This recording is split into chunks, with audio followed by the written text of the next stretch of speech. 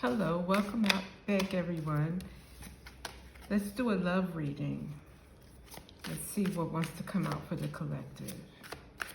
I hope everybody has a great weekend. So let's see.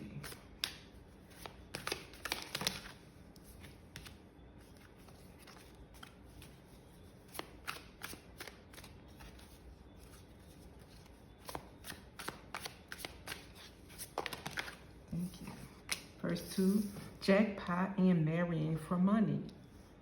Okay, so we get that message right away.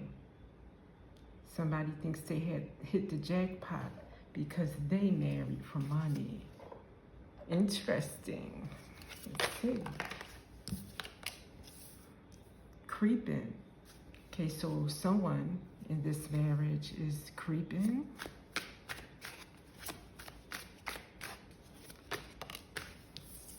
Rejected. Let's get more. And unbothered.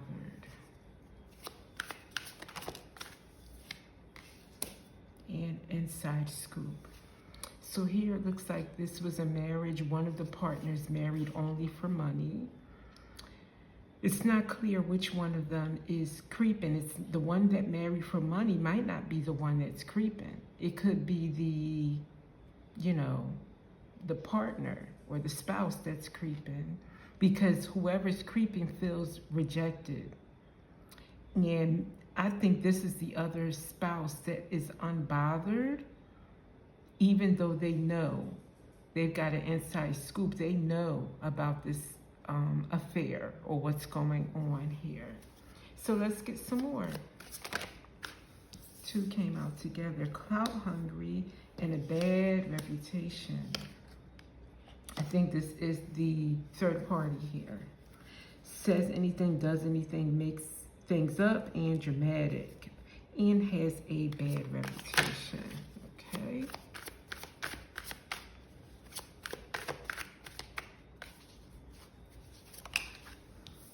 Into you.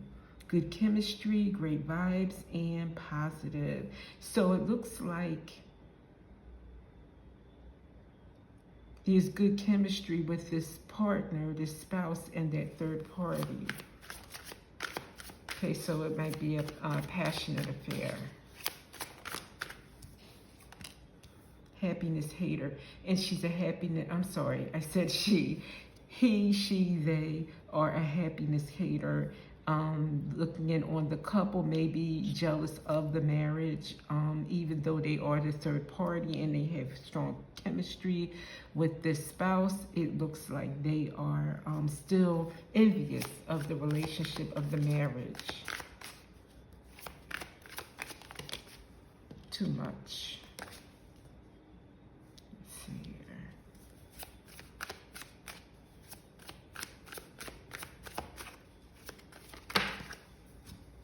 Two came out. Scarcity tactics and obsessive lover. Looks like the third party is dangerous, toxic, unhealthy. And they have scarcity tactics, meaning that they're feeling desperate, and it looks like they'll do anything to keep this relationship going. Wow. Let's see. Can we get some advice or some insight? So use this deck to give us a little bit more insight. You know what the spouse is going to do with this situation, please. The one who is being cheated on, but is unbothered, knows about it, just not even, dealing at this point. What about this spouse? Thank you. Came in. Children. So it looks like children are involved. And Archangel Michael, protection, prevented from harm. So the children of this marriage are indeed protected. Wow. So that tells me this third party could indeed be dangerous. Let's see. Thank you. Escapade, vacation, hideaway, adventure. So this spouse, or the one who's being cheated on, that's unbothered, as shown in this picture, on vacation, she may often get away. You know, just to get away from it all. She may just go on little weekend getaways. She may be going away this weekend. Just to have like some freedom, it seems like she just has a separate life where she's happy regardless of what this one who married for money is involved in. You know, there's children involved, and they're protected. She's protected, of course, and she's just gonna probably let this play out, is what it looks like to me. Let's get one more message on her. Or him, the spouse that's being cheated on.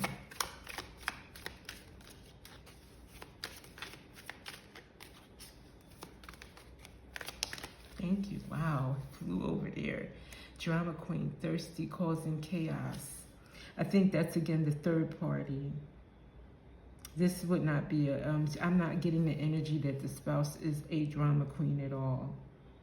I think she is more earthy, down to earth, grounded.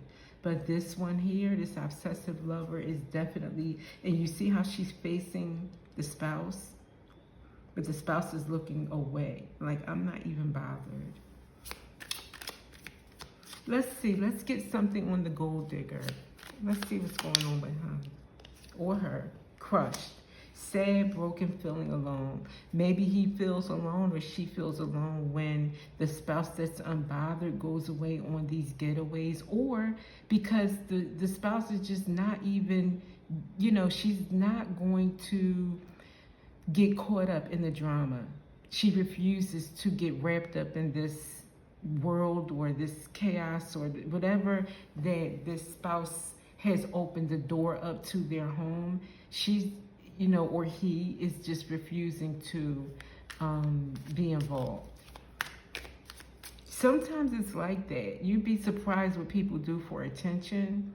And this gold digger may have thought, well, you know, if I have an affair, then that will keep my, you know, wife or my husband, you know, inspired or engaged or in love with me, or, you know, attracted or on your toes, so to speak, not knowing that the spouse it just wants no part of that. It's immature, is what I'm thinking. Anything else on the gold digger? Pretending, fake, living beyond means. Exactly. Spending all your spouse's money and not working for it. What else? Gossip, petty, jealous, envious. Maybe envious is what I'm getting more than gossip and talking. Maybe the spouse talks about, the gold digger talks about the spouse, but I think more so it's jealousy and it's envy, because this gold digger is not able to provide in the way that the spouse can. So instead of being grateful, just spending up all the money, and then in turn being so ungrateful that they're envious and jealous and causing pain and inviting a chaotic, obsessive lover into the home, which could be a threat to the children, if not for Archangel Michael. Desire, yeah, lust. This is a lusty person who thinks about the now and only themselves. So it's a shame, but that's what we have here. What about this third party? What's going on with he or she? What can we expect for them to do? More than what we already know. Thank you. Triggers, name, car, place. Wow. So this third party is triggered anytime she hears or he hears the spouse's name, sees the spouse's car or a car that looks like the spouse's, or anything that reminds this third party of the spouse. It makes them crazy. Ooh. And two came out together here. Grip and waves. Waves of emotion. So highly emotional third party we have. And feels weighed down, because again, no matter what the chemistry and the love and the passion, envious of the marriage, of the children, of the home, and maybe sensing that they just will never be the spouse.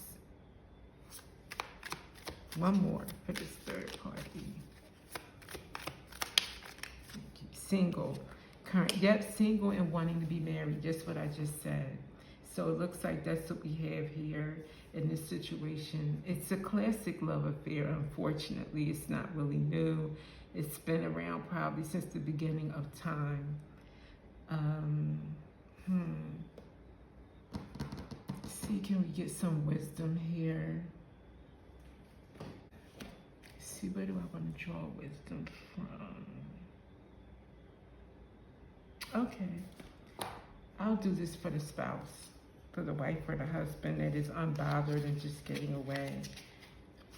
I don't really have any any advice for the gold digger or the third party, except to just do better, you know? Do better. All right, spouse. What say these cards for you? Any advice before we close out? Library. Take control of your own narrative. Yeah, so maybe not just being unbothered and looking the other way. See how she's looking the other way and knowing what is going on, but just choosing to just get away, you know? This is, I think, saying take control. Maybe leave or put your foot down, something, but don't just let go along, you know, don't go along to get along, so to speak. What else for this spouse? Thank you. Feast. Slow down and celebrate yourself. Seems like she does that. She gets away, so I do like that. Or he. I keep saying she. I'm sorry. I feel this is a female or a wife. But if this is the husband or masculine, then, you know, just flip it. But I think that that's the good part, or the pro in this situation, is that there doesn't seem to be a stress or anxiety coming from this spouse over this situation. One more for the spouse. Thank you. Gold. You don't need someone else to fix you. So maybe the spouse is in it not to win it, but just staying in it because she feels, or he feels, that this marriage means that it makes them complete, you know, makes them whole, or because they got into it, there's no way to leave. Very, you know, committed. Meant their vows, wants to keep it together, but it takes two. And if the other one is not as committed, then you're doing yourself and your children a disservice. You really are. So I wish you luck, whoever can relate to this situation out there. And yeah, just take heed to this advice. Don't just stay in it, you know. Don't just go along as if nothing is bothering you when there is something clearly wrong here. Thanks for being here, and I'll see you guys next time.